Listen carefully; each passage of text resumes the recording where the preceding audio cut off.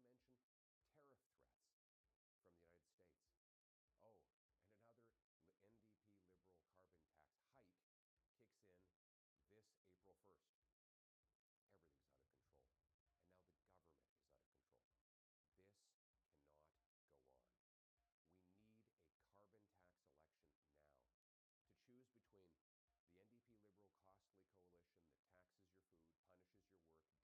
costs, and unleashes crime and drugs in your community, or common sense conservatives who will axe the tax, build the homes, fix the budget, and stop the crime.